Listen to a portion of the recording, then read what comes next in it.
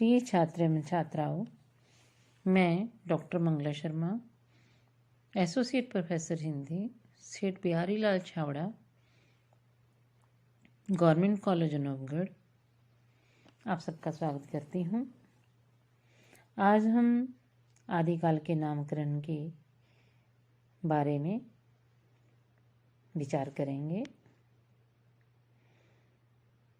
हिंदी साहित्य के आदिकाल के नामकरण के विषय में विद्वानों के विभिन्न मत हैं। कुछ आलोचक इसमें वीर गाथात्मक रचनाओं की प्रधानता के कारण इसे वीर गाथा काल कहने के पक्ष में हैं, लेकिन सिद्धों और नाथों की रचनाएं इस परिधि में नहीं आ सकती, अतः वीर गाथा काल न कहकर कुछ इसे आदिकाल कहते हैं। अनेक मत हैं। शुक्ल जी का मत, आचार्य शुक्ल ने प्रारंभिक युग के साहित्य को 2 कोटियों अपभ्रंश और देश भाषा में बांटा। उनके मत में सिद्धों और योगियों की रचनाओं का जीवन की स्वाभाविक सरणियों, अनुभूतियों और दशाओं से कोई संबंध नहीं, वे सांप्रदायिक शिक्षा मात्र हैं, अतः शुद्ध साहित्य की कोटि में नहीं आ सकती, और जो साहित्य की कोटि में गिनी जा सकती हैं वे कुछ फुटकल रचनाएं हैं जिनसे कोई विशेष प्रवृत्ति स्पष्ट नहीं होती। उनके मत में तत्कालीन साहित्यिक रचनाओं में से केवल खुसरो की पहेलियाँ, विद्यापति पदावली तथा विसलदेव रासो को छोड़कर सभी रचनाएं वीर गाथात्मक हैं। इस युग में राज्य आश्रित कवि अपने आश्रयदाता राजा की वीरता का वर्णन, जशोगान, उन्हें युद्धों के लिए उकसाने के लिए करते थे, इसलिए उन रचनाओं को राजकीय पुस्तकालयों में रखा जाता था। इस सुरक्षित साहित्य के आधार पर वीर गाथा काल नाम ही संगत प्रतीत होता है, लेकिन बाद में साहित्य संबंधी जो खोज की गई उसके अनुसार शुक्ल जी ने जिन रचनाओं के आधार पर इस काल का नाम वीर गाथा काल रखा है उनमें से अधिकतर बाद की रचनाएं हैं और कुछ तो केवल नोटिस मात्र हैं।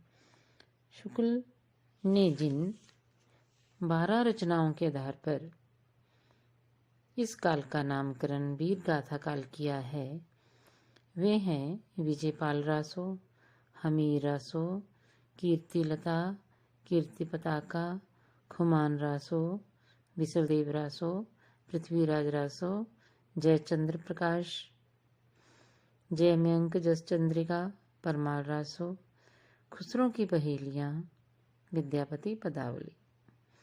इन रचनाओं में से अधिकतर अप्रमाणिक एवं नोटिस मात्र हैं। खुमान रासो को शुक्ल जी ने पुराना माना था, जबकि श्री मोतीलाल मैनारिया ने इसका रचना काल 1730 से 1760 के बीच का माना है।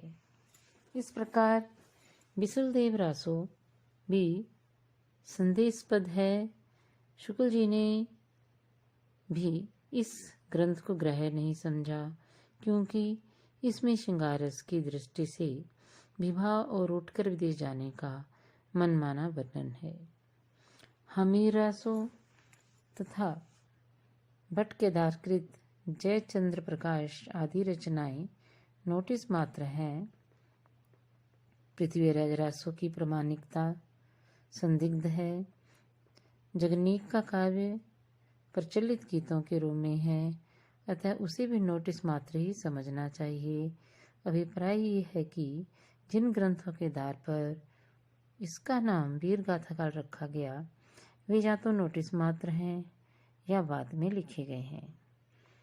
दूसरे, शुक्ल जी ने धार्मिक साहित्य को उपदेश प्रधान मानकर साहित्य कोटि में नहीं रखा, किंतु जिस धार्मिक साहित्य में प्रेरक शक्ति हो और जो रचनाएं मानव मन को आंदोलित करने में समर्थ हों उनका साहित्यिक मत जुठलाया नहीं जा सकता। इस दृष्टि से अपभ्रंश की कई रचनाएं जो धर्म भावना से प्रेरित होकर लिखी गई हैं, निस्संदेह उत्तम काव्य है। आचार्य हजारी प्रसाद द्विवेदी के मत में धार्मिक प्रेरणा या आध्यात्मिक उपदेश को काव्यत्व के लिए बाधक नहीं समझना चाहिए। धार्मिक होने से कोई रचना साहित्य की कोटि से अलग नहीं की जा सकती। यदि ऐसा समझा जाए तो तुलसी जी का मानस और जैसी का पद्मावत भी साहित्य की सीमा में प्रविष्ट नहीं हो सकेंगे। लेकिन सभी धार्मिक पुस्तकों को साहित्य के इतिहास में त्याज्य नहीं माना जा सकता। इसके अतिरिक्त शुक्ल जी ने तत्कालीन उपलब्ध सामग्री के आधार पर ही नामकरण किया था। नवीनतम खोजों से जो ग्रंथ उपलब्ध हुए हैं, उनकी प्रवृत्तियां को भी नामकरण निर्धारित करते समय ध्यान में रखना होगा। मोतीलाल मेनारिया के अनुसार जिन रचनाओं के आधार पर वीरगाथा काल नाम रखा गया है, वे किसी विशेष प्रवृत्ति को स्पष्ट नहीं करते, बल्कि चारण भाट आदि वर्ग विशेष की मनोवृत्ति को ही स्पष्ट करते हैं। यदि इनकी रचनाओं के आधार पर किसी काल का नाम वीरगाथा काल रखा जाए तो राजस्थान में आज भी वीरगाथा काल ही है, क्योंकि ये लोग आज भी उत्साह से काम कर रहे हैं। दूसरी बात, क्योंकि इन ग्रंथों में वर्तमान कालिक क्रिया का प्रयोग है, इसलिए चरित्र नायक और रचयिता समकालीन थे, ये कहना भी भ्रमपूर्ण है। ये तो काव्य रचना की एक शैली है। राजस्थान में चारण भाट आज भी इस शैली का प्रयोग करते हैं। आगे है महावीर प्रसाद द्विवेदी का मत।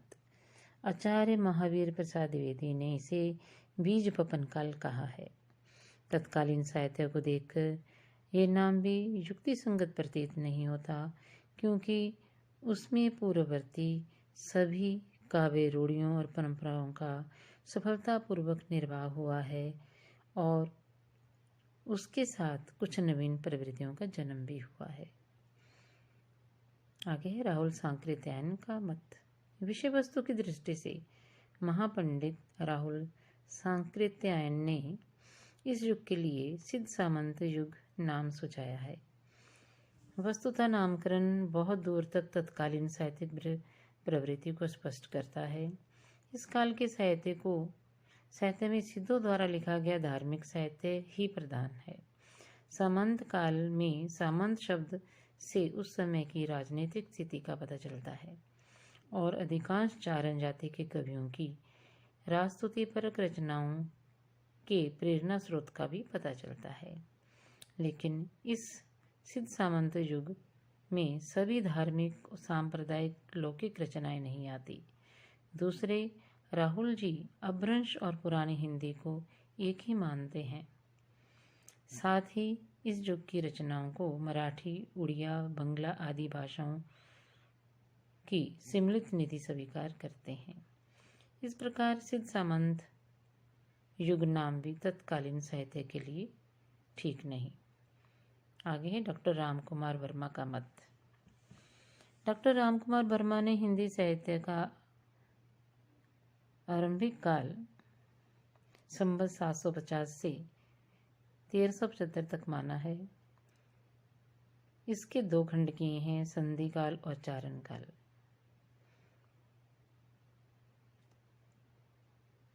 संवत 750 से 1000 तक की जैन सिद्ध और नाथपंथियों की कविताओं को संधि काल में रखा है और संवत 1000 से 1375 तक के काल को चारण काल के नाम से पुकारा है। संधि काल के मूल में धार्मिक भावना है।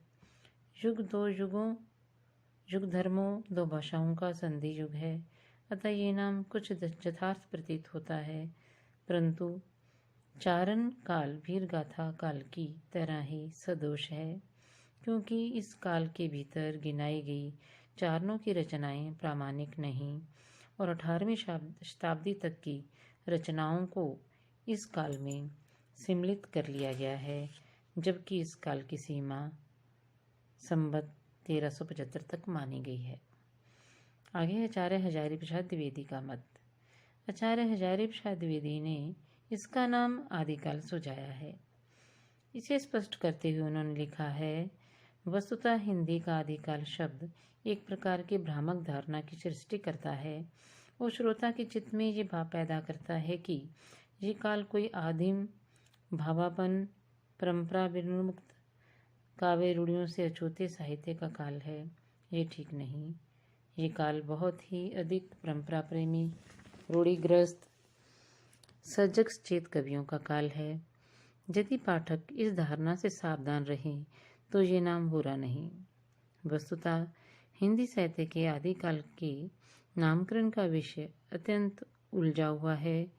जब तक हिंदी की पूर्व सीमा निर्धारित नहीं हो जाती, तब तक उपलब्ध साहित्य की प्रामाणिकता अप्रामाणिकता के प्रश्न का समाधान नहीं हो पाता। तब तक किसी निश्चय पर पहुंचना सहज नहीं। अंत में किसी निश्चित मत के अभाव में प्रस्तुत काल का नामकरण आदिकाल ही अधिक संगत प्रतीत होता है।